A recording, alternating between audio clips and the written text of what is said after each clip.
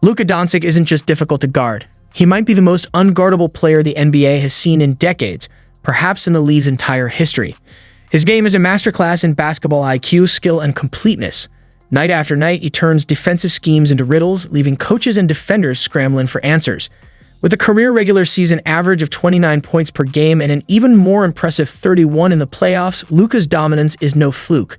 Just recently, he claimed the scoring title in the 2024 season, dropping nearly 34 points per game and doing it with surgical precision. At this point, it's fair to say, no one has truly cracked the code to stop him. But that may be changing, because LeBron James, one of the greatest minds and players in basketball history, might have just revealed the blueprint to slowing Luka down. LeBron isn't just an all-time great, he's a basketball savior. And when he speaks on a player like Luka, people listen. It makes sense too. Luka and LeBron share striking similarities. Both are tall, crafty playmakers with elite vision, uncanny passing ability, a deep feel for the game, and the strength to bulldoze through defenders.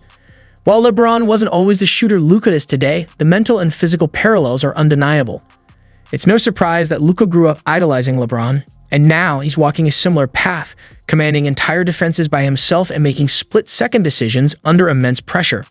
But before we talk about how to stop him, let's break down why Luka Dončić is virtually unguardable in the first place. Standing at 6'7", Luka Dončić is the size of a prototypical small forward, but he runs the offense like a seasoned point guard. That physical mismatch alone creates chaos for opposing teams. Traditional point guards simply can't match up with him. If they try, Luka immediately exploits the size difference.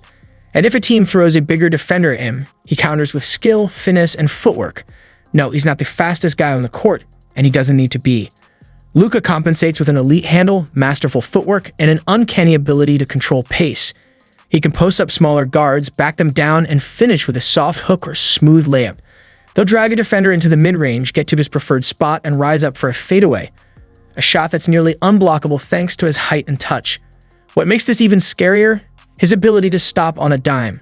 One moment he's barreling toward the rim. The next, he's pulling up for a mid-range jumper, using his balance and control to make defenders look helpless. It's a slow, deliberate dismantling, death by footwork and timing. So what's the solution? Sag off and force him to shoot threes, right? That was the popular game plan. For the first 5 seasons of his career, Luka shot a modest 33% from deep.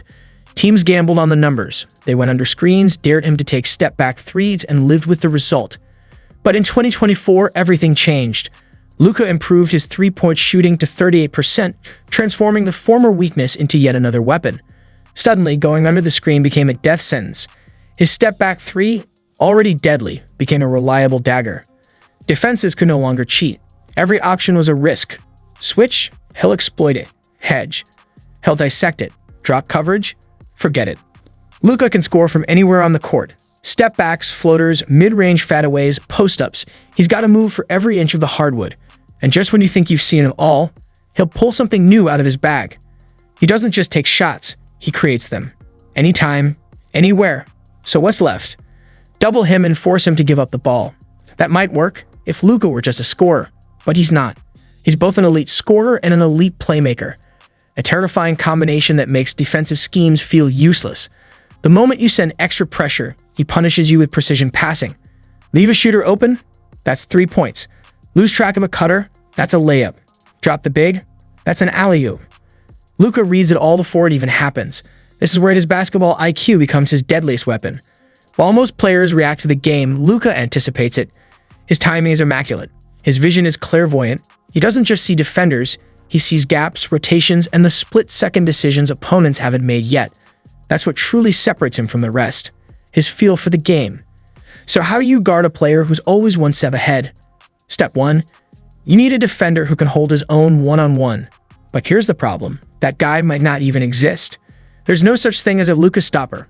Some defenders might slow him down or disrupt him for stretches, but no one truly shuts him down.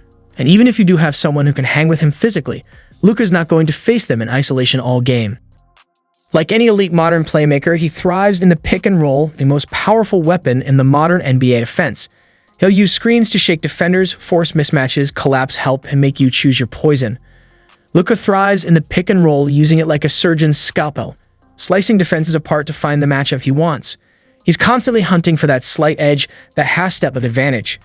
Because at the end of the day, basketball isn't one-on-one. It's 5-on-5, and guarding Luka Dončić is never just one man's responsibility. It's a full team's problem. Still, there are moments where it is one-on-one.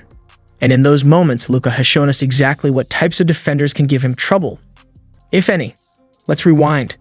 Luka has faced the Clippers 3 times in the playoffs. And on paper, the trio of Patrick Beverley, Paul George, and Kawhi Leonard, all known for their defense, should have made his life miserable. That was the expectation when Dallas faced LA for the first time in the 2020 postseason. Surely those elite defenders would slow down the Slovenian magician, right? Not even close. Luka torched them. He averaged 31, 36, and 30 points per game across those 3 series, while being the primary focus of the defense the entire time. He made it look easy. He got to his spots, made his reads, and took over games against defenders who were supposed to be his kryptonite. But then came the 2024 playoffs, and something shifted. This time, Luka wasn't at 100%. He battled through injuries, and though his numbers were still solid, they weren't Luka-level dominant. The series that stood out, the one against the Oklahoma City Thunder. Here's what made that series different, and potentially important for future matchups. Despite having decent shooting splits, Luka averaged just 24 points per game against OKC, the lowest scoring average of his playoff career. Out of the 6 games, 3 were considered outright bad by his standards, failing to score more than 22 points in each. So what changed? That's where things get interesting. So what changed in that OK series? Who was the one bothering Luka more than anyone else? Lu Dort. Now, Dort has never been named to an all-defensive team. Not once. Yet for several games, he looked like the one guy who genuinely had Luka Dončić's number. Sure, the Mavericks ended up winning the series and Luka closed it out with 2 strong performances, but it was impossible to ignore how much trouble Dort gave him in one-on-one situations. But why? What made Lu Dort different? It starts with the frame. Dort may not be the fastest or tallest defender in the league, but he's built like Luka, compact, strong, and physical. Luka couldn't easily shoot over him, and more importantly, he couldn't bully him in the post the way he does with skinnier or smaller defenders.